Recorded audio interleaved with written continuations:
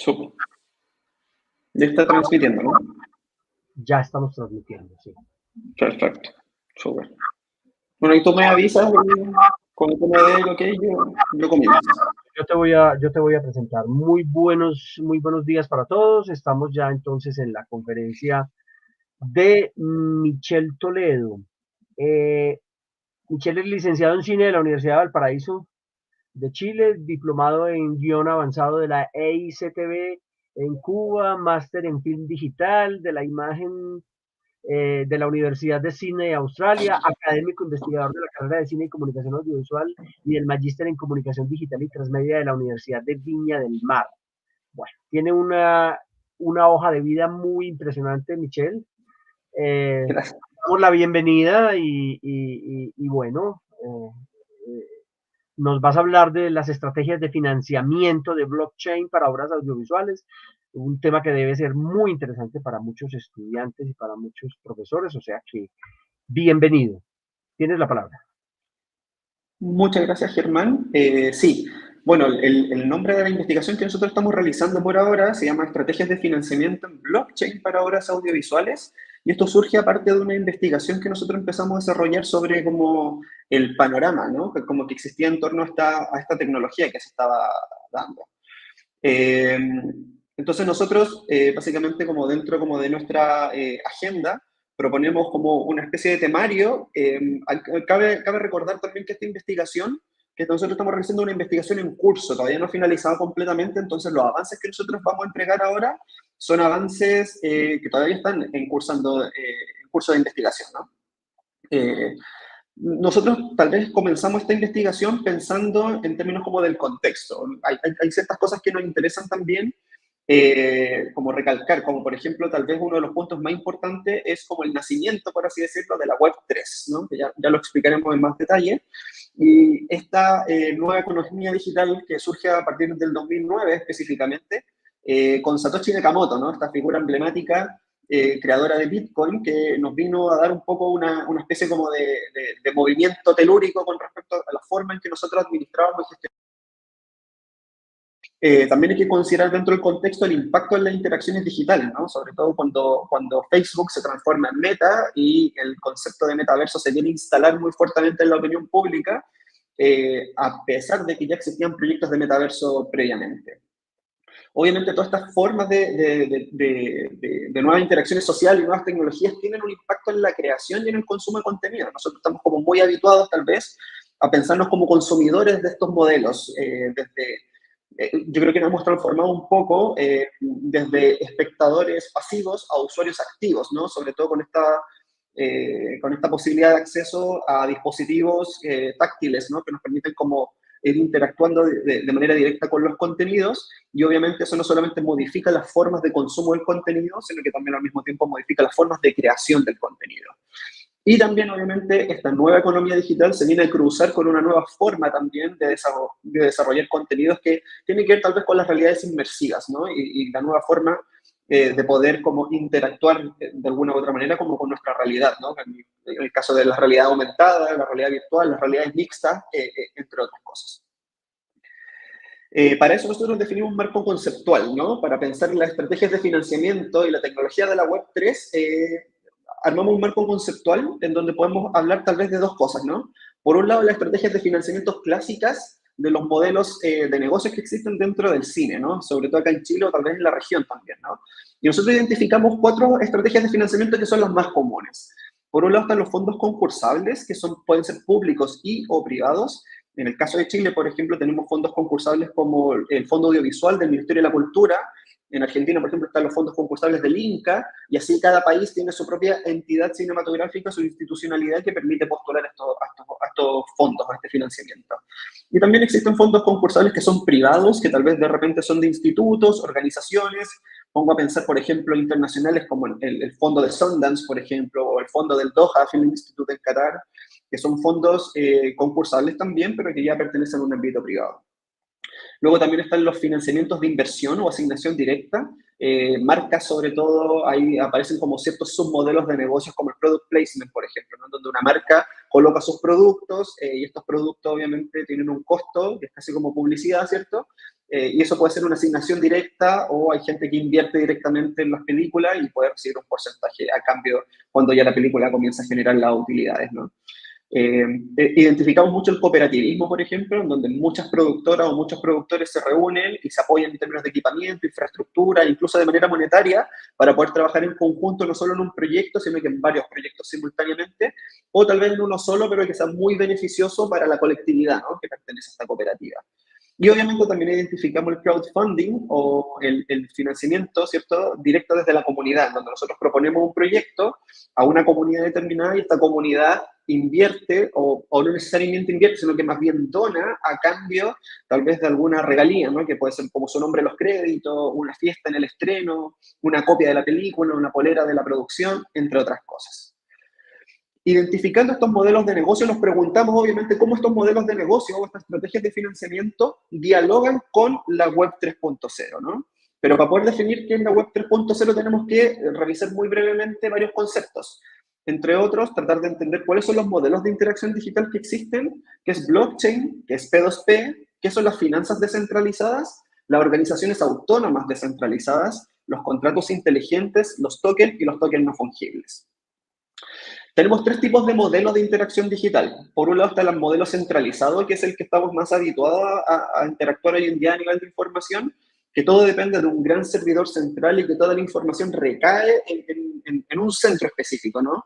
Que es lo que pasa hoy en día con las empresas grandes como Microsoft, Google, Apple, Amazon, ¿no?, entre otras.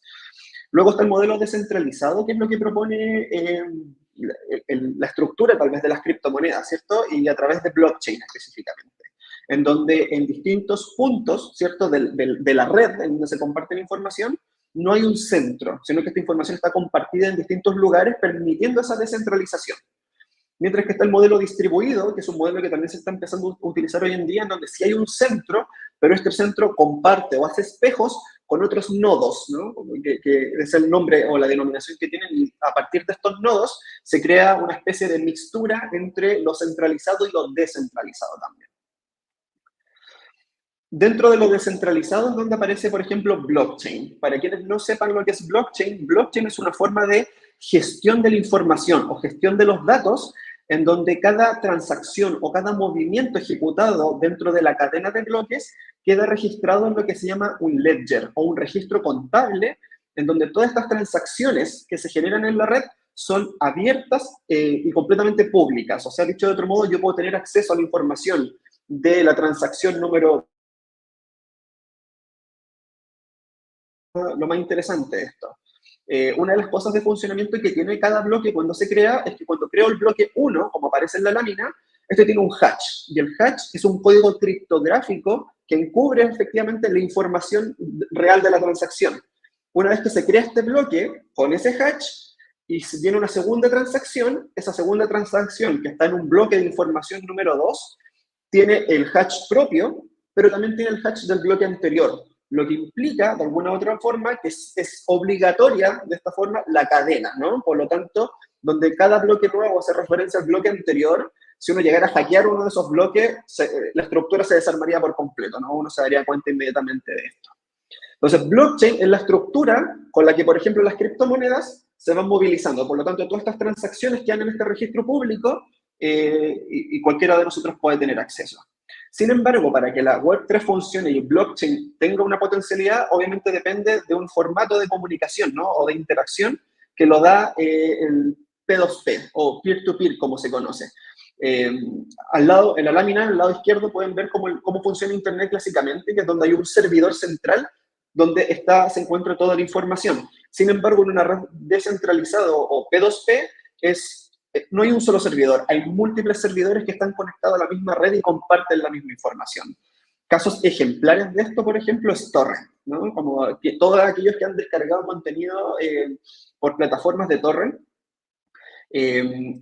han usado el protocolo de comunicación P2P, ¿no? Y entre blockchain y el protocolo de comunicación P2P es lo que le da vida, en el fondo, a esta estructura transparente y descentralizada, que es lo que propone el ejercicio de la economía digital, ¿no?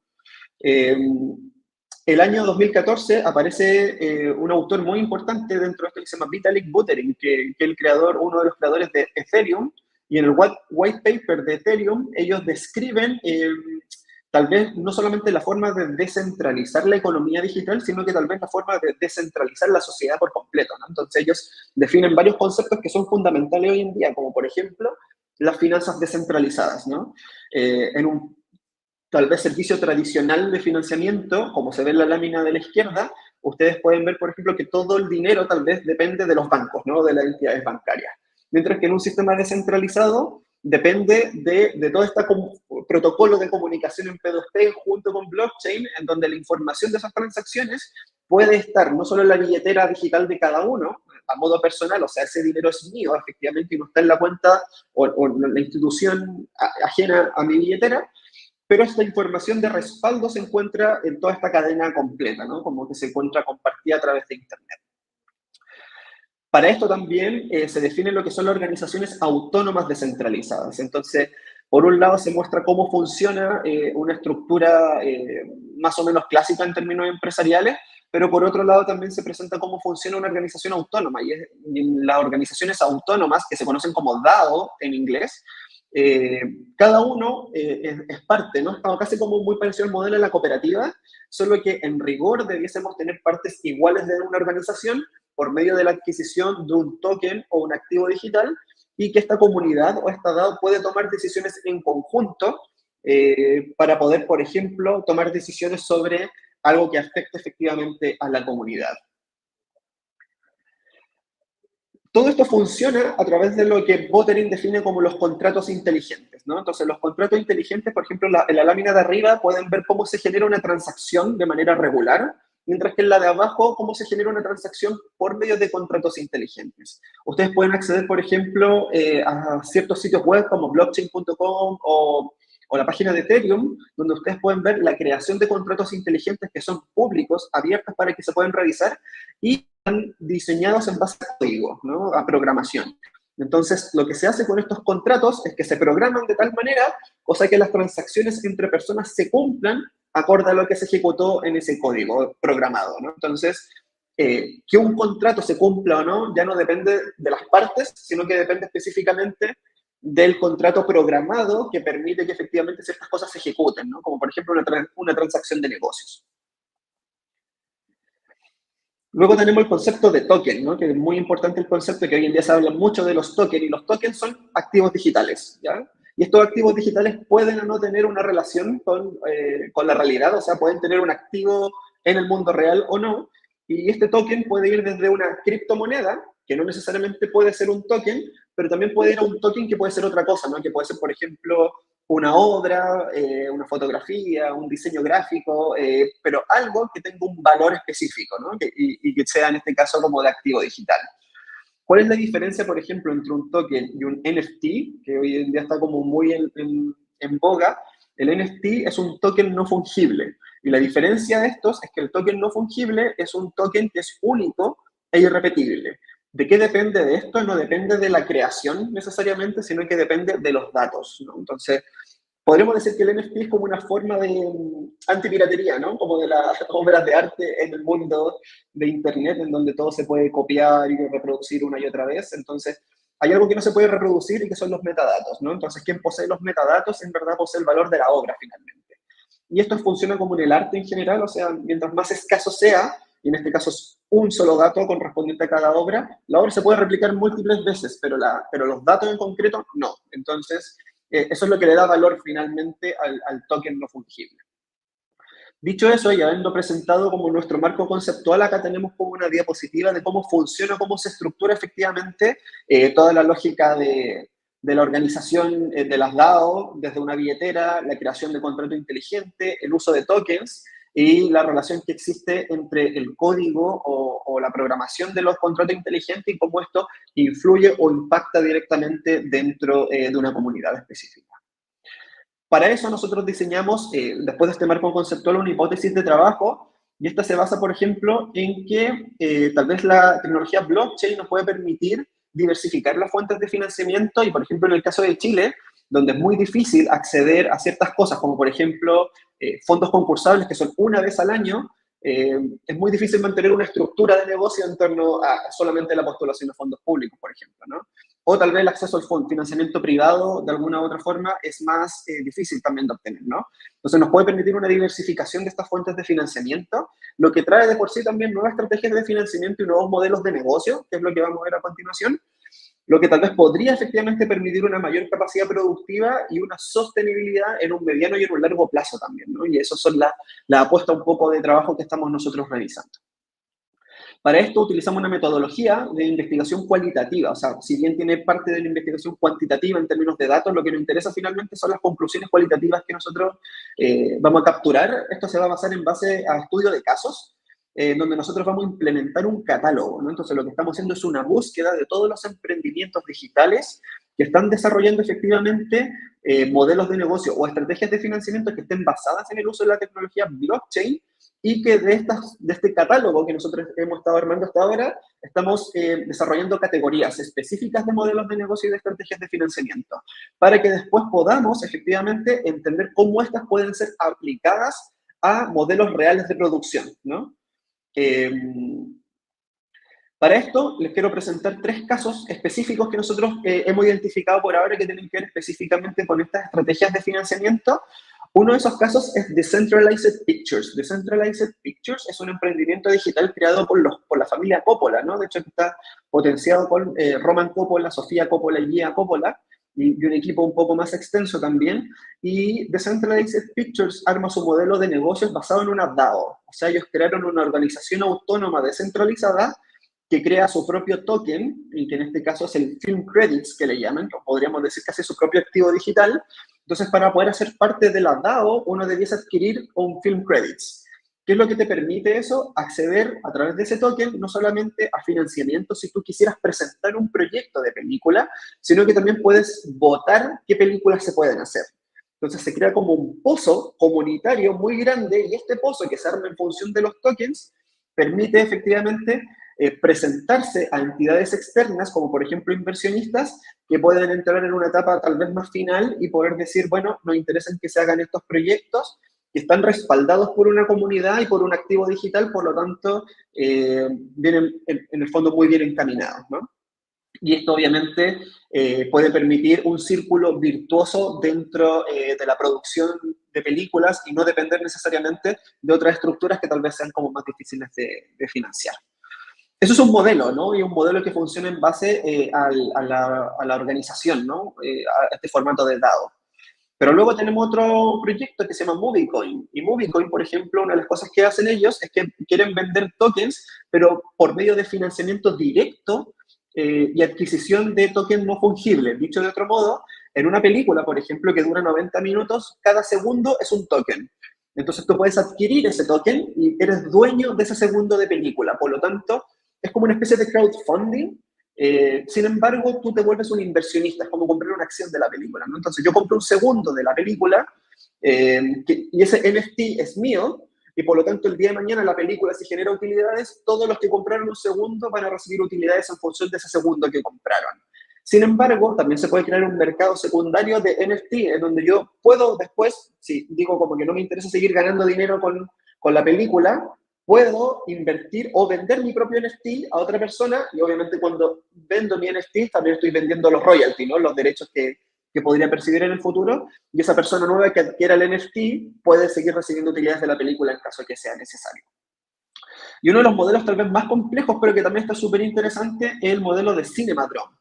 Y Cinemadrome lo que están tratando de hacer es crear un Hollywood en el metaverso, ¿no? Entonces, lo que hacen ellos es también crear un token, pero lo que están haciendo para poder financiar películas, tienen compañías de cine. O sea, ellos crean un metaverso en donde tú, por ejemplo, podrías arrendar una oficina, comprar terreno, colocar una sala de exhibición, y por medio de este token, la gente que vaya a ver películas que se produzcan desde el metaverso y que asistan a películas que se exhiben en el metaverso, también van a generar ganancias según las películas que vean, ¿no? Entonces ahí se genera como un token secundario que es para poder pagar suscripción, para poder intercambiar algunas cosas, y obviamente ese metaverso también presenta algunos desafíos importantes que me gustaría comentárselos también. ¿Qué conclusiones preliminares nosotros tenemos hasta ahora? Es que por ahora ninguno de estos modelos ha sido 100% efectivo. O sea, dicho de otro modo, todo está en proceso de producción. Todavía no hay una película, todavía no hay un cine específicamente en el caso de Cine Madrón, ni alguna sala de exhibición que esté funcionando por el momento. Por lo tanto, una de las cosas que nosotros estamos diseñando ahora son, como les decía, estos catálogos, aparte de la definición de las categorías que nosotros estamos encontrando de estas estrategias de financiamiento que se están utilizando. Ahora, si estas estrategias de financiamiento serán efectivas o no, es lo que estamos haciendo en este momento, investigando para ver efectivamente qué impacto real tiene este mundo digital o esta incorporación de las estrategias de financiamiento a la Web3, con todos los elementos que existen aquí, para poder impactar efectivamente dentro de nuevos modelos de producción y nuevas estrategias de financiamiento para la obra audiovisual, tanto aquí en Chile como en Latinoamérica y en el mundo en general, ¿no? Eso, muchas gracias y quedo atento ahí a sus preguntas. Muchas gracias a ti, Michelle. Yo supongo que vas a tener un montón de preguntas. El tema es fantástico. Yo tendría como unas 10 preguntas para hacerte, pero prefiero que las hagan los usuarios. Aquí tenemos a Martín Ferrer, que te pregunta qué tan experimentado está aplicado este modo de financiamiento en Latinoamérica. Sí, gracias Martín por la pregunta. Una de las cosas que hemos descubierto hasta ahora es que gran parte de estos emprendimientos digitales se encuentran en Estados Unidos, de hecho. En Latinoamérica hay un caso que encontramos que surgió en Venezuela, pero que es un caso que también, al igual que los que están en Estados Unidos, todavía no ha llegado a producción, ¿no? En ningún caso. Ahora, esto puede ser un poco complejo de ir entendiendo en cierto sentido porque obviamente uno tiene que entender cómo generar la blockchain.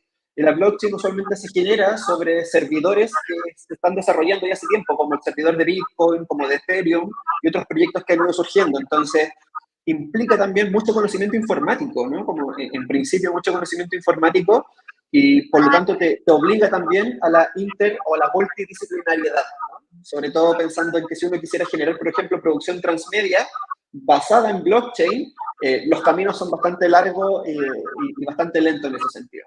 Entonces, sí, hoy en día el fuerte de desarrollo se encuentra en Norteamérica y Latinoamérica un poquito más atrás, pero va avanzando, va entrando.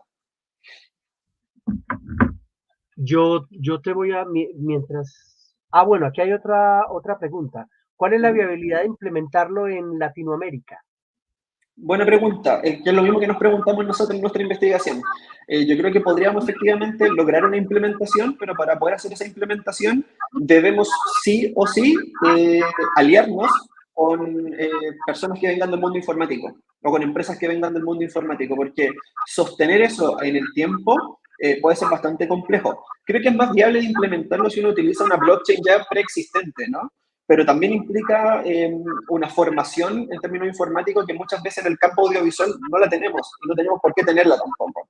Sin embargo, parte de nuestro proceso de investigación es no solamente identificar las estrategias de financiamiento, sino que también identificar los modelos de implementación de estas estrategias para poder diseñar, obviamente, nuestra propia blockchain. Yo te pregunto una cosa, Michelle, ¿qué Sí. tan combinable, por decirlo de alguna manera, es esta metodología con otros tipos de financiamiento como el crowdfunding? Uh-huh. Depende del modelo de negocios que uno utilice, como por ejemplo lo que hablábamos sobre MovieCoin, que MovieCoin transforma de alguna manera la lógica del crowdfunding en una forma de inversión. O sea, dicho de otro modo, las películas llegan a una comunidad específica y en donde tú donas una parte, pero en vez de donar tu dinero por tu nombre en los créditos, que igual va a salir finalmente, tú lo que estás haciendo es invirtiendo en esa parte de la película. Por lo tanto, te transformas como en un accionista al tener este activo digital que puede corresponder a un segundo de película, por ejemplo. Entonces, dicho eso, creo que las estrategias son más o menos similares, o sea, pareciera de alguna forma que hay como una especie de disfraz en donde pareciera que son estrategias nuevas o modelos de negocio nuevos, pero si uno se pone a escarbar en el fondo, son modelos de negocios que ya existen, solo que de repente, como en el caso de Moviecoin, van combinando factores. Y en este caso se combina el crowdfunding, por ejemplo, con la inversión directa, ¿no? Que son modelos que ya existen previamente en el cine. Renata Ríos Gil te pregunta, ¿qué maneras de masificarlo existen en Latinoamérica? Bueno, yo creo que primero hay que evangelizar, ¿no? Como, como lo que estamos tratando de hacer un poco ahora, en este sentido, como de tratar de dar a conocer la información, pero para eso hay que generar investigación, ¿no? La investigación es fundamental en este tipo de procesos porque no solamente dependen finalmente de lo que hacemos nosotros como realizadores audiovisuales, sino que también dependen de factores informáticos, como les mencionaba anteriormente. Entonces, de alguna u otra forma, implica un proceso de investigación y desarrollo que puede tomar un buen tiempo, ¿no? Nosotros por lo menos ya llevamos un año en esto, investigándolo de manera como mucho más inmersiva, por así decirlo, y todavía son muchas aristas las que se siguen abriendo, por lo tanto, habría que ver, ¿no? De qué manera se puede masificar esto, pero también depende mucho de la formación también que se exista en las escuelas de cine, que exista en el concepto del trabajo interdisciplinario con otras áreas de trabajo, como la ingeniería informática, por ejemplo, y gente que finalmente esté muy en boga o muy preocupada, ¿no? De las nuevas formas de producción y nuevas estrategias de financiamiento también. Bueno, no sé si alguna otra pregunta, surge alguna otra pregunta, alguien más se anime a... Pienso que es un tema muy interesante el que nos ha traído Michelle hoy, porque pues de alguna manera la industria audiovisual en América Latina siempre ha tenido el problema de cómo financiarse, ¿no? Ese es un problema recurrente históricamente. Entonces, bueno, aquí Marcelo Müller pregunta, ¿has encontrado en estos estudios de caso alguna discusión sobre la cuestión ecológica que está vinculada a la mineración de los activos digitales? Sí, de hecho, en verdad no. Gracias Marcelo por la pregunta, porque ese es un gran tema de fondo y que tiene que ver precisamente, ¿cierto?, con la cuestión ecológica, ¿no? Y la cantidad de energía, ¿cierto?, y la cantidad de servidores y todo lo que se utiliza para poder minar estos activos digitales. Y en el fondo no es una discusión de nadie en este momento. Por lo menos de todos los procesos que nosotros hemos investigado, de que se están desarrollando, nadie está muy pendiente de esa discusión y que es una discusión que debiese darse. O sea, ahora como con la existencia de The Merge, por ejemplo, ¿no? En donde Ethereum cambió su forma de trabajo eh, en términos como de validación o de minado, creo que podemos empezar a ver luces con respecto a la generación de un impacto ecológico mucho más eficiente con respecto a la creación de estos activos digitales.